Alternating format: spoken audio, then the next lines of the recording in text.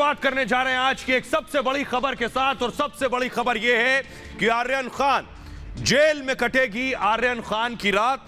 आपको बताएं कि घंटों सुनवाई चली, 5 घंटे से ज्यादा सुनवाई हुई और उसके बाद अदालत ने आर्यन की जमानत याचिका खारिज कर दी।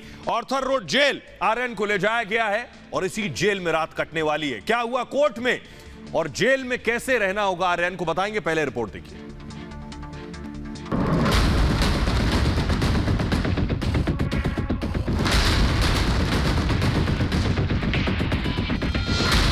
आर्यन की जमानत खारिज। सिर्फ सेशंस कोर्ट के पास अधिकार है ये मैटर को सुनने का।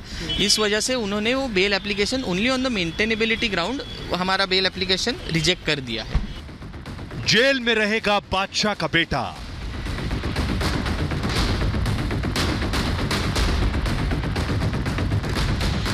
ऑर्थर रोड जेल में गुजरेगी आर्यन की रात। ये मुंबई की आर्थर रोड जेल है और सुपरस्टार शाहरुख खान के बेटे यानी कि आर्यन खान को आज की रात इसी जेल में बितानी पड़ेगी, क्योंकि उनकी बेल एप्लीकेशन जो थी, जो प्ली की गई थी, उसे कोर्ट की ओर से रिजेक्ट कर दिया गया है। कल कोर्ट ने किंग खान के बेटे आर्यन को 14 दिन की न्यायिक हिरासत में भेजने का फैसला दिया था और आज दोपहर आर्यन को नारकोटिक्स के दफ्तर से ऑर्थर रोड जेल में शिफ्ट कर दिया गया था। लेकिन जमानत न मिलने के बाद अब आर्यन को कम से कम आज की रात इसी जेल में काटनी होगी। मुंबई की किला कोर्ट में आर्यन की जमानत पर सुनवाई हो रही थी। बेल पर लगभग 5 घंटे तक सुनवाई चली और शाम 5 बजे जमानत की याचिका खारिज हो गई। दिन हम लोग सेशंस कोर्ट में हमारा बेल एप्लीकेशन डालेंगे और वहाँ पे हम लोग यही हमारे पॉइंट्स आर्ग्यू करेंगे कि हमारे खिलाफ कोई भी एविडेंस नहीं है जो हमें बाकी लोगों से कनेक्ट करता है, जिसकी वजह से हमें बेल दी जाए। और आइए अब आपको जल्दी से बताते हैं कि जेल में आर्यन का रूटीन क्या होगा, कैसे रहना होगा जेल के अंदर। देखिए जरा, जेल का अपना एक मैनुअल होता है, जेल में रहने का अपना एक तरीका होता है। आर्यन फिलहाल जेल में है, जब तक जमानत नहीं हो जाती तो आखिर कैसे रहना होगा ये देखिए, ये मैं आपको दिखा रहा हूं। ये है आर्थर रोड जेल, आर्यन इसी जेल में मौजूद है। आर्यन को बैरक नंबर 1 में रखा गया, यानी बैरक नंबर 1 में आर्यन को रहना होगा जब तक जमानत नहीं होती। पहली मंजिल पर यानी फर्स्ट फ्लोर पर आर्थर रोड जेल की बैरक नंबर 1 मौजूद है। बैरक नंबर 1 में अकेले आर्यन नहीं, आर्यन के साथ 6 और लोग रहेंगे बैरक नंबर 1 में। इससे पहले आपको बताएं 5 दिन तक, अगले 5 दिन तक आर्यन को क्वारंटीन रहना होगा। इस क्वारंटीन पीरियड के बाद आम लॉकअप में शिफ्ट किया जाएगा। आम कैदियों की तरह आर्यन को रखा जाएगा, कोई स्पेशल ट्रीटमेंट नहीं दिया जाएगा, यानी कोई खास सिर्फ शाहरुख खान के सुपुत्र है इसलिए कोई स्पेशल ट्रीटमेंट हो, ऐसा नहीं होगा।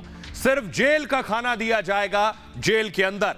इसके अलावा आपको बताएं घर का या फिर बाहर का खाना आर्यन को नहीं मिलेगा। जी हां, क्यों? क्योंकि उसके लिए खास परमिशन कोर्ट से लेनी होती है। आर्यन को जेल का जो रूटीन है उसे मानना पड़ेगा जैसे बाकी कैदी मानते हैं। सुबह 6 बजे उठना पड़ेगा, यानी सभी कैदियों को 6 बजे उठना पड़ता है, तो अंडर ट्रायल जो होते हैं उन्हें भी 6 बजे उठना होगा। सुबह 7 बजे आर्यन को नाश्ता दिया जाएगा, यानी ब्रेकफास्ट का टाइम है 7 बजे। नाश्ते में शीरा और पोहा मिलेगा सुबह आर्थर रोड जेल में। दोपहर 11 बजे खाना दिया जाएगा आर्यन को। दोपहर को 11 बजे लंच का टाइम होगा। खाने में क्या क्या मिलेगा? रोटी, सब्जी, दाल, चावल खाने में दिया जाएगा। इसके अलावा लंच के बाद आम कैदियों को इजाजत होती है कि वो टहल सकते हैं कहीं भी जेल परिसर के अंदर, लेकिन आर्यन को यह सुविधा नहीं मिलेगी। इंपॉर्टेंट बात यह है, शाम को 6 बजे डिनर का टाइम हो जाएगा, यानी 6 बजे खाना दे दिया जाएगा आर्यन को। और अगर एक्स्ट्रा खाना लेना है, यानी भूख नहीं मिटी, एक्स्ट्रा खाना लेना है, तो उसके लिए बाकायदा पैसे देने होंगे, पैसे देने पड़ते हैं। सुबह 6 बजे से लेकर शाम के 6 बजे तक जेल खुली रहती है, यानी कि इसके बाद किसी को अंदर आने की परमिशन नहीं, यानी सुबह 6 से शाम 6 तक जेल में आकर अब जो भी कैदी है उससे मुलाकात का वक्त होता है, लेकिन इस समय के बाद शाम 6 बजे के बाद मिलने का वक्त नहीं होता है। आइए अब आपको बताते हैं वो जेल में आपको दिखाता हूं जिसमें आर्यन को रखा गया है, वो तस्वीर मैं आपको दिखाने जा रहा हूं। ऑर्थर रोड जेल, ये जो आप देख रहे हैं मुंबई मध्यवर्ती कारागृह, ये जो आप गेट देख रहे हैं यही है वो जेल जिसमें आर्यन खान को रखा गया है। ये देखिए पूरी तस्वीर मैं आपको दिखा रहा हूं। आर्यन को दोपहर को इस जेल में ले आया गया था, अब इसी जेल में रखा जाएगा। ये परिसर पीछे से काफी बड़ा है। ये जो आप देख रहे हैं, इसी एंट्री गेट से आर्यन की एंट्री हुई थी। आइए अब आपको बताते हैं कि आखिर इस जेल में और भी कई बॉलीवुड स्टार रह चुके हैं। इस जेल में और किस किस को रखा गया है, पहले जरा आपको दिखाऊं जल्दी से ग्राफिक्स के जरिए। देखिए जरा, आर्थर रोड जेल में कौन कौन पहले रखा गया है। अजमल आमिर कसाब को भी इसी आर्थर रोड जेल में रखा गया था। सुपरस्टार संजय दत्त को भी आर्थर रोड जेल में रखा गया था। अबू सलेम आर्थर रोड जेल में रह चुका है। इसके अलावा छोटा राजन को भी आर्थर रोड जेल में रखा गया था। इकबाल कास्कर यानी दाऊद इब्राहिम कास्कर का भाई इकबाल कास्कर भी आर्थर रोड जेल में रह चुका है। आइए अब आपको बताते हैं कि किला कोर्ट, जिस कोर्ट में आज सुनवाई हुई, कोर्ट में क्या हुआ, क्या हियरिंग थी, वो बहुत इंपॉर्टेंट आपको बताएं। लेकिन ये कोर्ट की तस्वीरें मैं आपको दिखा रहा हूं, ये किला कोर्ट की तस्वीरें। यही सुनवाई हुई और 5 घंटे तक सुनवाई होती रही। दोनों तरफ से बहुत दिलचस्प दलीलें दी गई। आर्यन की जमानत क्यों हो, आर्यन की जमानत क्यों ना दी जाए, दोनों तरफ से क्या कुछ दलीलें दी गई। देखिए जरा, आर्यन के वकील क्या कह रहे थे, एनसीबी के वकील क्या कह रहे थे, ये आपके सामने देखिए जरा। एनसीबी के वकील पहले खड़े हुए जज के सामने और उन्होंने अपनी दलीलें पेश की।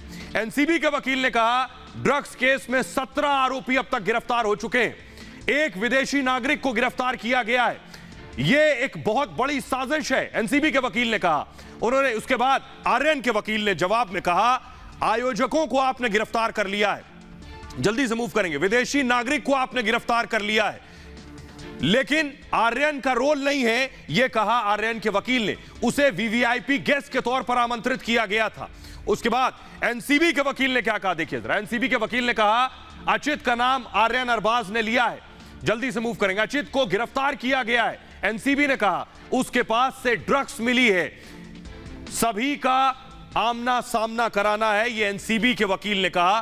पार्टी के 4 आयोजकों को भी पकड़ा गया है, लेकिन इसके अलावा एनसीबी के वकील ने कहा यह सब आपराधिक साजिश का इशारा कर रहे हैं। लेकिन आर्यन के वकील खड़े हुए, सभी से पूछताछ की जानी है, यह एनसीबी ने कहा। आर्यन के वकील ने कहा, पहले दिन 1 दिन की कस्टडी में भेजा, यानी सबसे पहले 1 दिन की कस्टडी मांगी गई थी, दूसरे दिन 7 दिन की कस्टडी मांग ली एनसीबी ने। आर्यन के बयान पर किसी को गिरफ्तार कर लिया और फिर उससे आर्यन का सामना क्यों नहीं कराया जब पहले आर्यन कस्टडी में था। सिर्फ आमना सामना कराना है। आर्यन के वकील ने कहा, इसके लिए कस्टडी में रखा नहीं जा सकता, इसके लिए कस्टडी की जरूरत क्या है।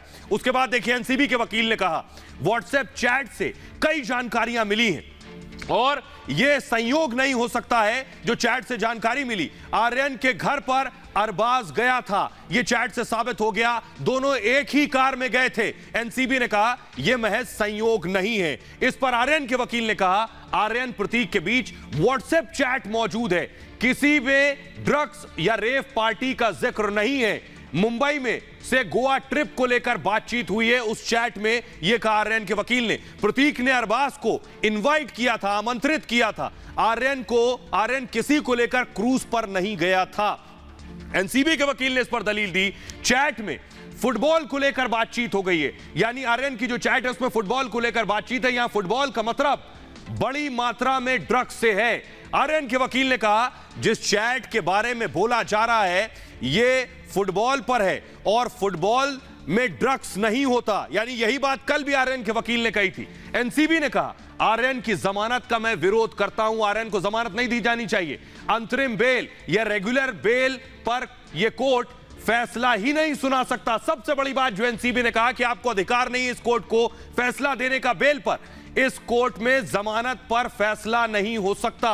एनसीबी के वकील ने कहा क्योंकि इसमें एनडीपीएस एक्ट की धाराएं लगी हुई हैं जो ड्रग्स में लगती हैं। इस पर आर्यन के वकील ने कहा, आर्यन ने ड्रग्स नहीं ली है, एनसीबी के पास कोई पुख्ता सबूत नहीं है मेरे क्लाइंट के खिलाफ। अगर एनसीबी को आर्यन के खिलाफ कोई सबूत मिलता है तो मैं हर जांच के लिए तैयार हूं। मेरे पास से 1 ग्राम भी ड्रग्स बरामद नहीं हुआ है, यह आर्यन के वकील ने कहा। इसलिए बेल पर मुझे रिहा किया जाना चाहिए, जमानत याचिका का विरोध नहीं किया जा सकता क्योंकि मेरे पास से कुछ बरामद नहीं हुआ है। मैं 23 साल का हूं, यानी आर्यन के लिए उनके वकील ने कहा मेरा क्लाइंट 23 साल का है और कोई क्राइम रिकॉर्ड नहीं है उसका। बॉलीवुड का हिस्सा हूं, इसलिए क्रूज पर बुलाया गया था।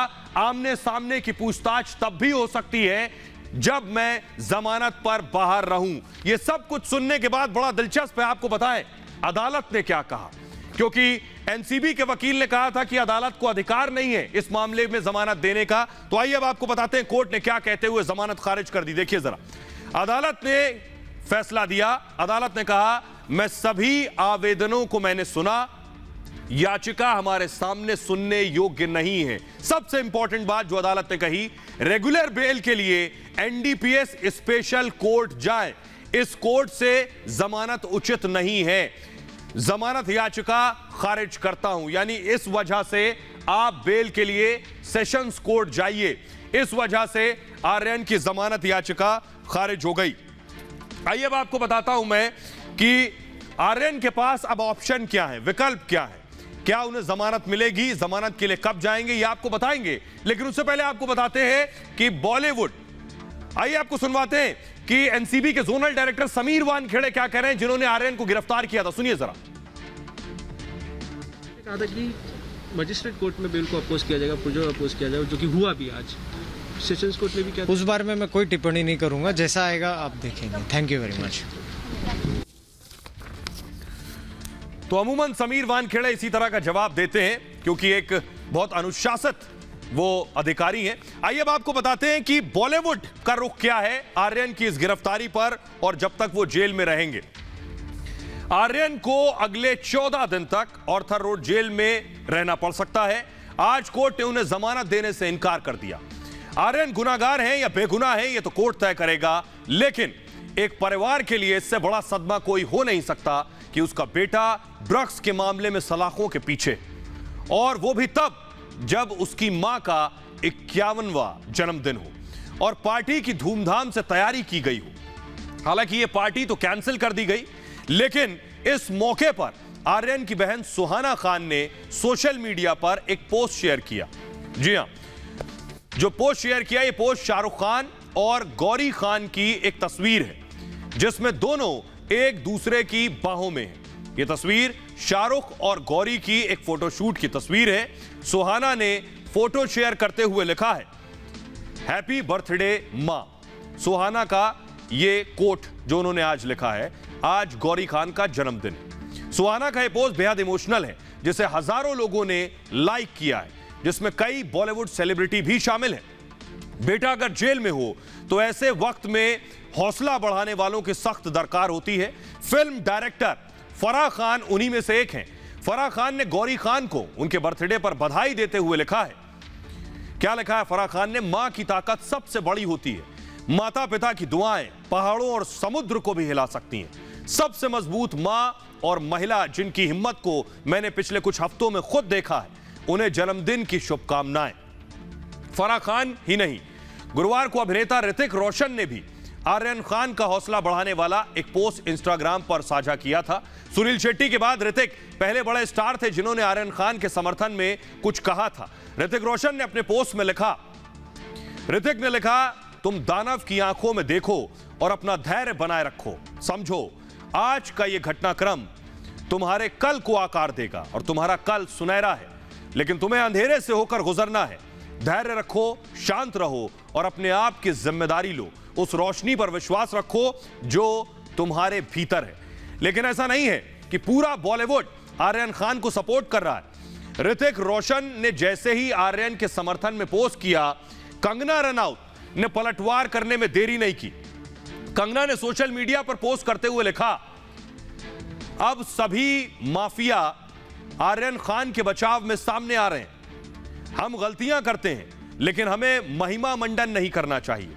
इससे आर्यन को नजरिया मिलेगा और वो अपने किए काम के परिणामों के बारे में सोच सकेंगे। उम्मीद है वो इससे सबक लेंगे और बेहतर इंसान बनेंगे। सलमान खान की पूर्व गर्लफ्रेंड सोमी अली भी मैदान में कूद पड़ी। सलमान खान की पूर्व गर्लफ्रेंड सोमी अली ने आर्यन का सपोर्ट करते हुए लिखा है। सोमी ने लिखा है, कौन सा बच्चा है जिसने ड्रग्स के साथ प्रयोग नहीं किया? इस बच्चे को घर जाने दो। वैश्यावृत्ति की तरह ही ड्रग्स जैसे नशीले पदार्थ भी कभी खत्म नहीं हो सकते, इसलिए इन दोनों को अपराध मानना बंद किया जाए। यहां कोई संत नहीं है। दरअसल ये सारे पोस्ट इमोशनल हैं और उनके इस पोस्ट का सच्चाई से कोई लेना देना नहीं है। ये पोस्ट भावना में बहकर किए गए, वरना वो ये नहीं कहती कि कोई संत नहीं है और सभी बच्चे ड्रग्स लेते हैं। दरअसल सोमी को इस देश के बारे में आधी अधूरी जानकारी है। इस बीच आर्यन खान के समर्थन में एक और इमोशनल पोस्ट सामने आया और यह पोस्ट किया है रवीना टंडन ने। रवीना टंडन ने आर्यन की गिरफ्तारी को शर्मनाक बताया है। उन्होंने लिखा है, युवक की जिंदगी से खिलवाड़ बताया है इसे और दिल तोड़ने वाला बताया है। दिल तोड़ने तक तो ठीक है, लेकिन कानून के मुताबिक कोई कार्रवाई ना हो तो वो शर्मनाक हो सकती है और ना ही किसी युवक की जिंदगी से खिलवाड़ हो सकता है। कानून के सामने सब बराबर हैं, कोई स्पेशल नहीं है। शायद रवीना टंडन को यह नहीं भूलना चाहिए। राखी सावंत ने भी सोशल मीडिया पर एक वीडियो शेयर किया। इस पोस्ट में राखी ने कहा है, जो लोग खुद को शेर समझ रहे हैं, राखी लिख रही हैं, जो लोग खुद को शेर समझ रहे हैं वो शेर से लड़ें और किसी बच्चे का शिकार ना करें।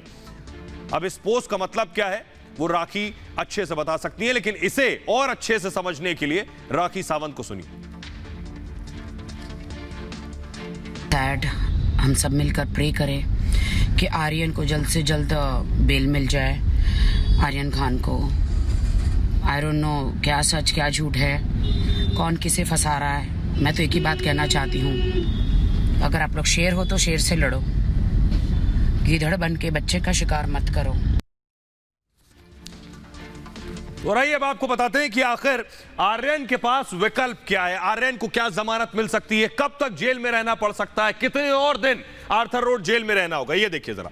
अब आर्यन के पास ऑप्शन क्या है। पहला ऑप्शन, सेशंस कोर्ट में याचिका देनी होगी, यानी ऊपरी अदालत में याचिका लगानी होगी जमानत की। जमानत की प्रक्रिया लंबी हो सकती है, तब तक जेल में रहना पड़ सकता है।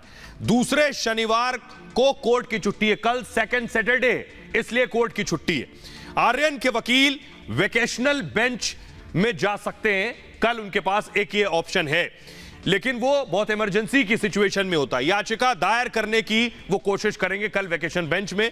अगले दिन रविवार की छुट्टी है, यानी रविवार को भी जेल में रहना पड़ सकता है। सोमवार तक इंतजार करना पड़ सकता है और 3 दिन तक फिर आर्यन को इसी आर्थर रोड जेल में रहना होगा।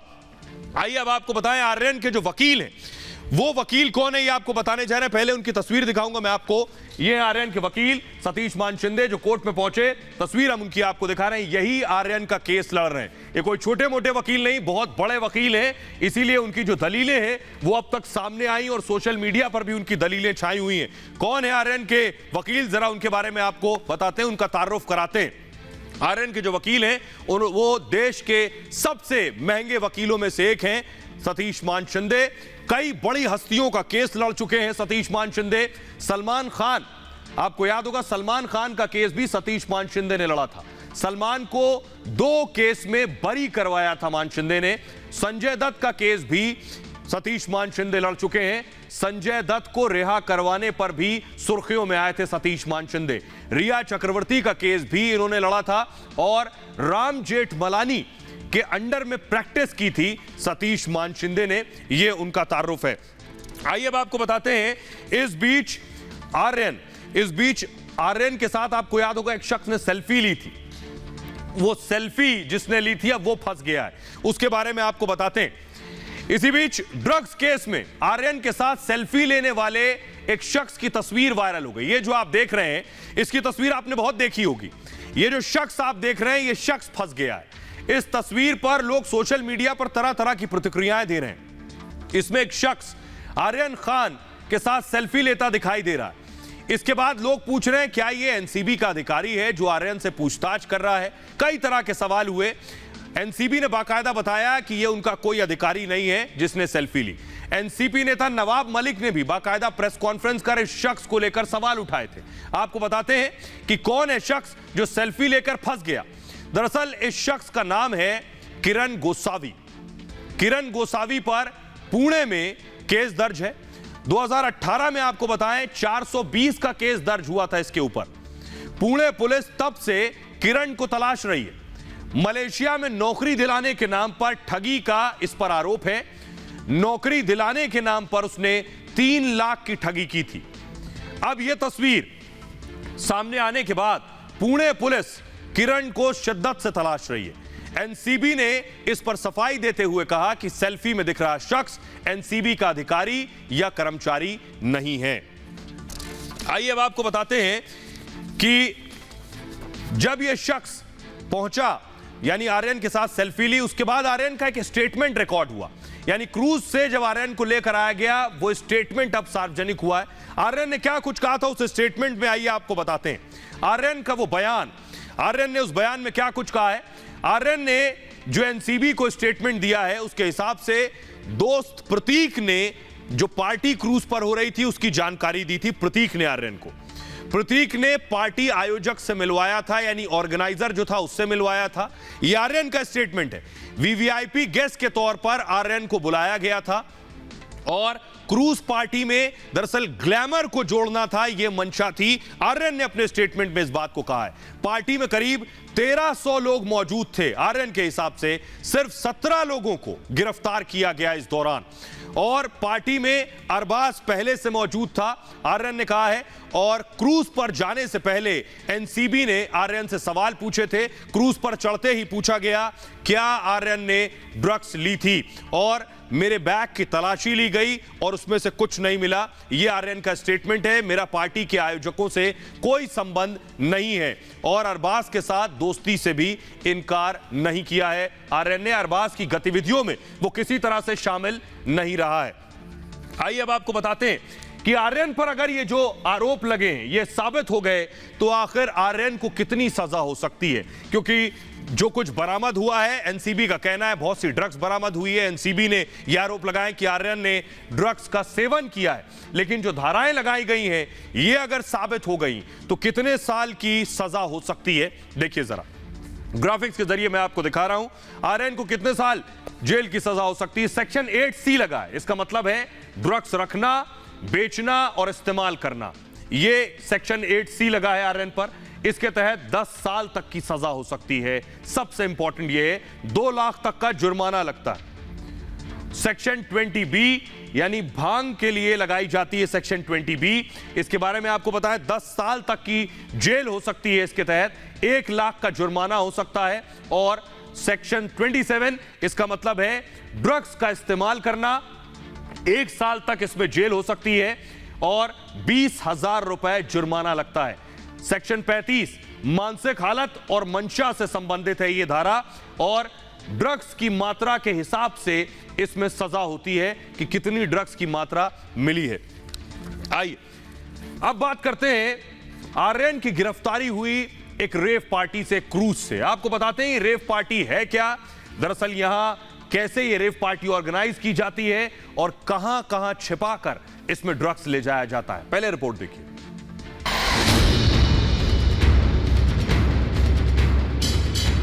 म्यूजिक, डांस, ड्रग्स और सेक्स का पैकेज बन रही हैं रेव पार्टियां। 1950 के दशक में लंदन में कई लोगों ने पुराने ढर्रे से हटकर लाइफस्टाइल चुनना शुरू कर दिया। उस दौर में धमाकेदार पार्टी के लिए रेव शब्द का इस्तेमाल होता था। 1990 के दशक में टेक्नोलॉजी बढ़ने और डीजे का कॉन्सेप्ट आने के बाद रेव पार्टियां बढ़ गईं। भारत में भी रेव पार्टी का कॉन्सेप्ट पॉपुलर हो रहा है।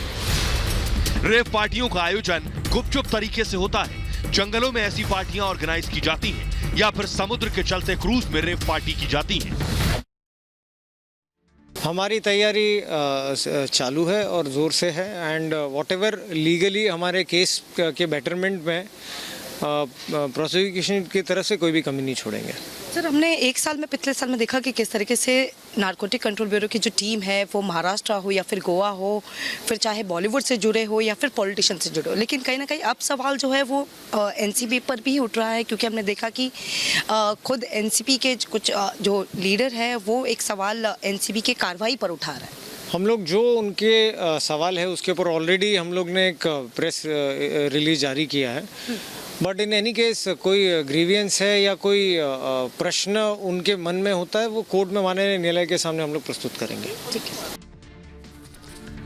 तो आप समीर वानखेड़े को सुन रहे थे, जिन्होंने आर्यन को गिरफ्तार किया था और एनसीबी ने कोर्ट में आर्यन की जमानत का विरोध किया। आइए अब आपको बताते हैं, ये जो क्रूज में ड्रग्स लेकर जाते हैं, कहां कहां ड्रग्स छिपाई जाती है, आइए आपको बताते हैं। बड़ा दिलचस्प है, देखिए जरा क्या क्या जतन करते हैं ड्रग्स ले जाने वाले। कार की सीट के नीचे ड्रग्स को छिपाते हैं। पेन जो है, मार्कर, इस मार्कर में भी ड्रग्स को छिपाया जाता है। तस्वीर भी हम आपको दिखा रहे हैं, देखिए जरा कहां ड्रग्स छिपाते हैं। इसके अलावा, मार्कर के अलावा शेविंग किट में भी ड्रग्स छिपाई जाती है।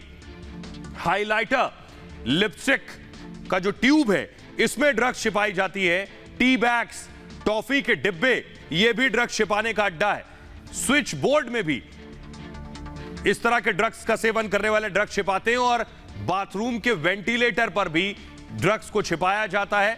डिओड्रेंट्स में और टेबल वॉचेस में भी ड्रग्स छिपाया जाता है। जूते में भी ड्रग्स छिपाते हैं जो ड्रग्स का सेवन करते हैं, और तकिए में भी ड्रग्स को छिपाते हैं। गद्दे में भी ड्रग्स छिपाते हैं। एनसीबी अमूमन रेड करती है तो गद्दा भी फाड़ देती है लोगों के घरों में जाकर, क्योंकि यहां भी ड्रग्स छिपाया जाता है। आइए अब आपको बताने जा रहे हैं कि दरअसल कैसे माया नगरी में 125 करोड़ की ड्रग्स पकड़ी गई है। यह मैं आपको बताने जा रहा हूं। ड्रग्स का खेल छोटा नहीं है, बहुत बड़ा है, और ड्रग्स का केंद्र है मुंबई। यह भी किसी से छिपा नहीं है। और मुंबई क्यों, इस पर ज्यादा कुछ कहने की जरूरत नहीं है, क्योंकि मुंबई में पैसा भी है, ग्लैमर भी है, और ड्रग्स को लेकर एक अलग सा पागलपन भी है। शायद यही वजह है कि मुंबई में एक बार फिर ड्रग्स की बहुत बड़ी खेप पकड़ी गई है।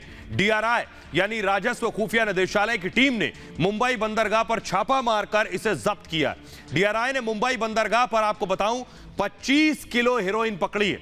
अंतर्राष्ट्रीय बाजार में इसकी कीमत करीब 125 करोड़ रुपए बताई जा रही है। पुलिस ने एक व्यक्ति को यहां गिरफ्तार किया है जिसका नाम जयेश सांघवी है। जयेश सांघवी को 11 अक्टूबर तक हिरासत में भेज दिया गया है। इस छापे के बाद आपको बताऊं कि डीआरआई ने सनसनीखेज खुलासा किया है। डीआरआई के मुताबिक ईरान से मूंगफली के तेल की एक खेप में हेरोइन छिपाकर मुंबई लाई गई। खुफिया जानकारी के आधार पर नवी मुंबई के नहावा शेवा में ईरान से आए इस कंटेनर को रोका गया, और जब इसकी तलाशी ली गई तो 25 किलोग्राम हेरोइन बरामद हुई। इस घटना के बाद डीआरआई की टीम आज सुबह से मुंबई पोर्ट पर मौजूद कुछ दूसरे कंटेनर्स की भी तलाशी ले रही है, और उसे शक यह है कि हेरोइन की एक और खेप आई है। डीआरआई का दावा है कि मुंबई में एक बड़ा सिंडिकेट काम कर रहा है जिसमें कई नामी गिरामी लोग शामिल हैं। डीआरआई को शक है कि पहले भी इस तरह की खेपों के जरिए तस्करी की गई होगी। जुलाई में भी मुंबई बंदरगाह से 293 किलो हेरोइन जब्त की गई थी। तो आपको याद होगा, ये ईरान से ही हेरोइन आई थी। इससे पहले लगभग 20,000 करोड़ की हेरोइन गुजरात में पकड़ी गई थी, वो भी ईरान से आई थी। खबर यह अफगानिस्तान से ईरान और ईरान से भारत लाई गई थी। आइए खबरों में आगे बढ़ते हैं। आज की एक और बड़ी खबर है गोल्डन भाले की गोल्डन नीलामी। जी हां, प्रधानमंत्री नरेंद्र मोदी को जितने तोहफे मिले उसकी नीलामी की गई है, और ये जो नीलामी का पैसा होगा ये नमामि गंगे में इस्तेमाल होगा, यानी गंगा की सफाई में इस्तेमाल होगा। तो आपको बताने जा रहे हैं प्रधानमंत्री के किस तोहफे की नीलामी में कितनी कीमत, कितनी बोली लगी है। देखिए जरा ग्राफिक्स के जरिए मैं आपको दिखा रहा हूं। प्रधानमंत्री को तोहफे में नीरज चोपड़ा ने भाला दिया था। नीरज चोपड़ा के भाला 1.5 करोड़ रुपए में बिका है। जी हां, 1.5 करोड़ रुपए में नीरज चोपड़ा का भाला बिका है। ओलंपिक के गोल्ड मेडलिस्ट हैं। इसके अलावा ओलंपिक में जो पहली जीत हुई, भवानी देवी की तलवार, ये जो तलवार प्रधानमंत्री को तोहफे में दी थी उन्होंने, इस तलवार की जो कीमत लगी 1 करोड़ 25 लाख में तलवार बिकी है। गोल्ड मेडल पाने वाले पैरा ओलंपियन सुमित का भाला 1 करोड़ रुपए में बिका है। इसके अलावा आपको बताऊं कि बॉक्सर लवलीना के जो ग्लव्स आप देख रहे हैं, लवलीना ने जब प्रधानमंत्री से मुलाकात की तो उनको तोहफे में ग्लव्स दिया, तो लवलीना के ग्लव्स की बोली 90 लाख रुपए लगी है। ये सारे तोहफे जो हैं इनको नीलाम किया गया। पीवी सिंधु का जो रैकेट है, इस रैकेट को नीलाम किया गया। इस रैकेट की बोली 80 लाख रुपए लगी है। जी हां, तो ये जो आप देख रहे हैं, इन सब चीजों की बोली लगी और करोड़ों रुपए इकट्ठा किए गए। ये वो तोहफा है जो प्रधानमंत्री को दिए गए थे। अब आपको बताऊं ये जो पैसा इकट्ठा हो रहा है नीलामी से, इस पैसे का क्या होगा ये आपको बताता हूं। कहां इस्तेमाल होगा ये पैसा, करोड़ों रुपए नीलामी से जो मिलेगा, इसका इस्तेमाल आपको बताऊं नमामि गंगे में होगा। नमामि गंगे क्या है? नदियों के प्रदूषण मुक्त करने की योजना है नमामि गंगे। इसमें गंगा और सहायक नदियों को शामिल किया गया है। नदियों के संरक्षण और इनके पुनरुद्धार पर बाकायदा फोकस किया जाता है इस योजना के तहत। नमामि गंगे के लिए 80,000 करोड़ की योजना है और 346 में से 158 परियोजनाएं पूरी हो चुकी हैं 80,000 की इस योजना में। मोदी सरकार ने 2014 में इसकी शुरुआत की थी। तो इसी अच्छे काम के साथ ये भारत की बात है कि समाप्ति करते हैं। फिलहाल इस खास पेशकश में इतना ही। अपना बहुत ख्याल रखिए। एक छोटे से ब्रेक के लिए रुक रहे हैं, लौट रहे हैं कुछ और बड़ी खबरों के साथ।